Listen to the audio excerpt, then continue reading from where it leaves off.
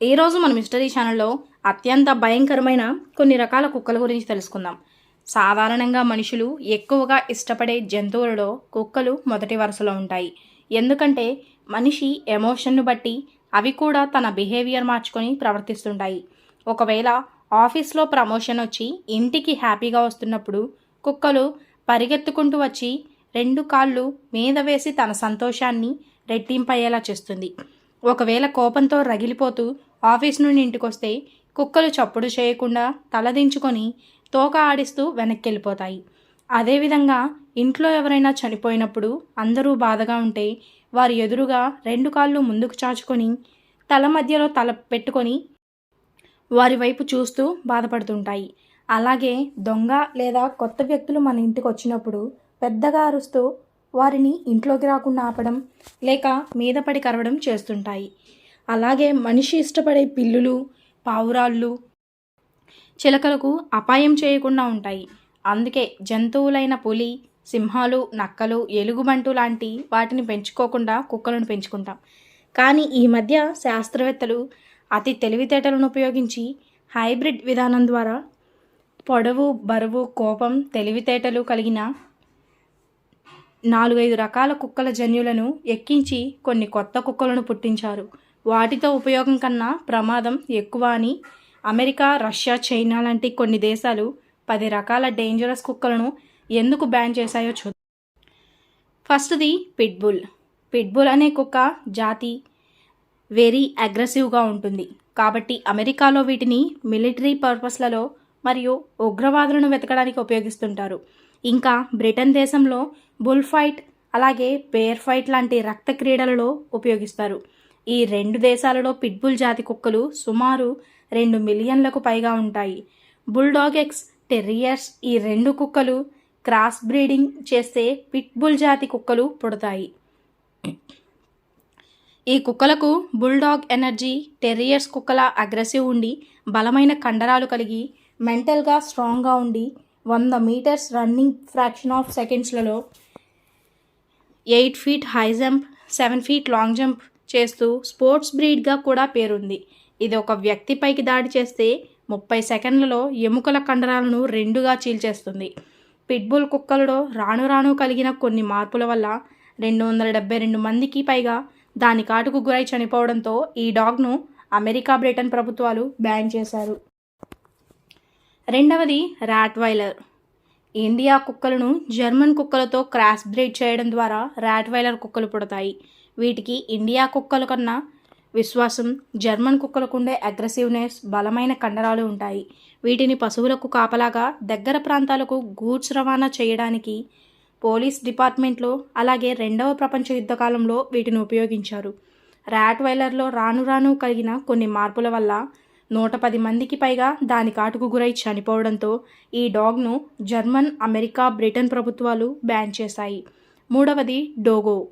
డోగో dogs వీటిని మొదట్లో పోరాటానికి అంటే యుద్ధం సమయంలో శత్రువుల మీద దాడి చేయడానికి, బాంబులుండే ప్రాంతాలను తనిఖీ చేయడానికి ఉపయోగించేవారు. కాలక్రమేణా ఈ డాగ్స్లో మార్పులు రావడంతో వేట కుక్కలుగా పొలాల దగ్గర అడవి పందులను బెదరగొట్టడానికి ఉపయోగిస్తున్నారు. అర్జెంటీనా ప్రభుత్వం మిలిటరీకి సంబంధించిన విషయాలను సెక్యూర్గా ఉండాలని వీటిని బ్యాన్ చేశారు. ఇది చూడడానికి వైట్ కలర్లో ఉండి 60 కేజీల weight, 28 inches height, 13 to 14 years life స్పాన్లు కలిగి ఉంటుంది. మార్కెట్లో దీని కాస్ట్ 60,000 వరకు ఉంటుంది. నాలుగవది డాబర్మ్యాన్ పిన్షర్. ఇవి వెరీ అగ్రెసివ్ జాతి కుక్కలలో ఒకటి.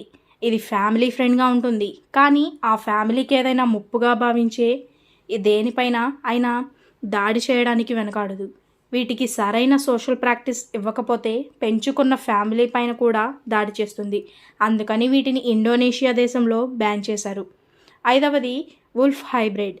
కుక్క, నక్కను క్రాస్ బ్రీడింగ్ చేస్తే ఇవి పుడతాయి. వీటికి కుక్కకున్న విశ్వాసం, నక్కకుండే కన్నింగ్ మైండ్ సెట్ ఉంటుంది. ఇవి పుట్టుకతోనే చిన్న చిన్న జంతువులను వేటాడి ఆహారం తింటాయి. వీటికి సరైన శిక్షణ ఇవ్వకపోతే ఇంట్లో ఉండే చిన్నపిల్లను చంపి తినేంత అగ్రెసివ్నెస్గా ఉంటాయి. వీటి దాటికి సుమారు 260 మంది పిల్లలకు పైగా బలయ్యారు. వీటి కారణంగానే రష్యా, చైనా లాంటి దేశాలలో విచ్చలవిడిగా ఉన్న ఈ కుక్కలు ప్రస్తుతం వీటిని బ్యాన్ చేయడంతో అంతరించిపోకుండా వీటిని జూ వంటి ప్రదేశాలలో పెంచుతున్నారు. 6వది సైబీరియన్ హస్కీ. ఈ కుక్కలు చూడడానికి చాలా అందంగా, యజమానితో ఫ్రెండ్లీగా, ఎనర్జీగా ఉంటాయి. వీటికి సరైన సోషల్ ట్రైనింగ్ ఇవ్వకున్నా, సరైన ఆహారం ఇవ్వకున్నా చాలా అగ్రెసివ్తో యజమాని పైన, అలాగే చుట్టుపక్కల వారిపైన చెప్పలేనంత కసితో దాడి చేస్తుంది. వీటి దాడిలో వారు, వారి బంధువులే ఎక్కువగా చనిపోవడంతో ఇండోనేషియా, ఇజ్రాయెల్ లాంటి దేశాలలో వీటిని బ్యాన్ చేశారు. 7వది కేనోకోర్స్. వీటిని కేవలం ఫైటింగ్ కోసమే పెంచుతుంటారు. వీటికి సరైన శిక్షణ ఇవ్వకపోతే శిక్షణ ఇచ్చే వారిపైన అగ్రెసివ్గా దాడి చేస్తాయి. ఆస్ట్రేలియా, న్యూజిలాండ్ దేశాలలో వీటిని బ్యాన్ చేశారు. 8వది పేరోడి ప్రేసా క్యానరియోస్. ఈ కుక్కకి సోమరితనం మరియు చిరాకుతత్వం కూడా ఎక్కువ.